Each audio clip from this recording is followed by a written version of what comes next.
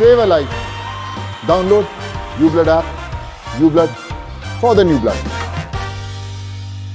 ప్రకాశం బ్యారేజీ ముప్పు పెట్టాలి, ఈ యొక్క ప్రభుత్వానికి ఊపిరి సలపనివ్వకుండా సమస్యలు సృష్టించాలనేటువంటి ఒక కుట్రతో ప్రయత్నం ఉన్నట్టుగా కనపడుతోంది.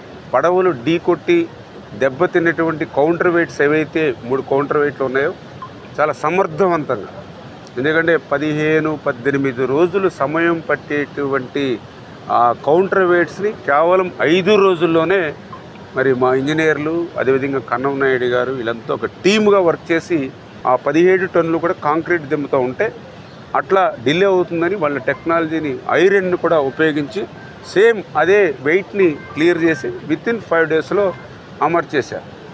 కానీ వైసీపీ కుట్రతో ఏదైతే పడవలు ఏదైతే ఉన్నాయో వాటిని వెలికి తీయాలంటే చాలా ఇబ్బందిగా ఉన్నటువంటి పరిస్థితి. ఆ రోజు కూడా 3 బోట్లు కూడా కలిసి వచ్చినాయి అని చెప్పి కూడా కొంతమంది వీడియోస్ కూడా పెడుతూ ఉన్నారు.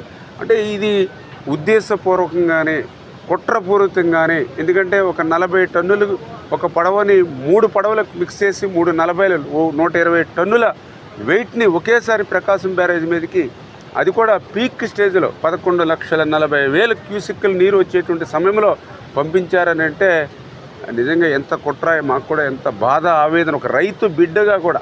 ఎందుకంటే ఇవాళ చుక్క నీరు లేక అలమటించేటువంటి ప్రాంతాలను మనం చూసాం, కనీసం గుక్కడి నీళ్లు లేక అలమటించేటువంటి ప్రజలను చూసాం. అటువంటి దాహార్తిని అన్నదాతల్ని ఆదుకునేటువంటి ప్రకాశం బ్యారేజీ లాంటి దాని మీద కూడా ఇట్లాంటి కుట్రలు పొందితే అంటే ఇంకా తమకు అధికారం లేదు కాబట్టి ఆ ప్రజల మీద కక్ష సాధించాలి, మాకు ఒక్క సీటు కూడా ఇవ్వని జిల్లాలు కాబట్టి ఆ జిల్లాలే తుడిచిపెట్టుకోపోవాలనేటువంటి ఆలోచనతో మరి ఈరోజు ప్రతిపక్షం ఉందా అనేటువంటి బాధ ఆవేదన ఈవేళ కనిపిస్తున్నటువంటి పరిస్థితి.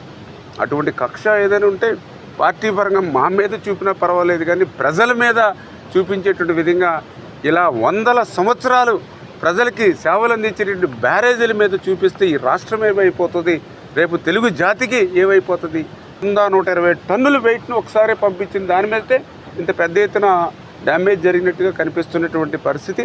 అంటే నిజంగా అది కౌంటర్ వెయిట్ను కాకుండా ఏదైతే ఆ స్ట్రక్చర్ని కనుక తగిలి ఉంటే ఆ స్ట్రక్చర్ ఎఫెక్ట్ అవుతే నిజంగా ఈ యొక్క 2-3 జిల్లాలు కూడా తుడిచిపెట్టుకుపోయి బంగాళాఖాతంలో కలిసిపోయి దివిసీమ కంటే కూడా ఎక్కువ నష్టం జరిగేటువంటి పరిస్థితి దుస్థితి ఉంటుంది.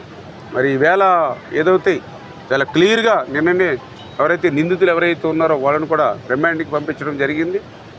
ఏదైతే ఈవేళ వాస్తవాలు కూడా ఒక్కొక్కటి వెలికిలోకి వస్తూ ఉన్నాయి. చాలా క్లియర్గా ఎవరైతే రామ్మోహన్, మరి ఆయన తలసర రఘురాముకి మేనల్లుడు దగ్గర రిలేషన్ అని చెప్తూ ఉన్నారు. ఎవరైతే ఆయన ఉషాద్రి ఎవరైతే ఉన్నారో పక్క వైఎస్ఆర్సీపీ నాయకులు వాళ్ళందరూ కూడా గతంలో అక్రమంగా ఇసుకను ఉపయోగించేటటువంటి పడవలని చెప్పి స్థానికులు చెప్తున్నటువంటి పరిస్థితి. నా ముఖ్యమంత్రి గారు కూడా చాలా క్లియర్గా చెప్పారు, ఈవేళ ఎవరైతే నేరస్తులు ఎవరైతే ఉన్నారో రాజకీయ ముసుగులో వస్తూ ఉన్నారు ప్రజల దగ్గరికి, నేరస్తులుగానే చూస్తామని ఇందాక ముఖ్యమంత్రి గారు చెప్పారు.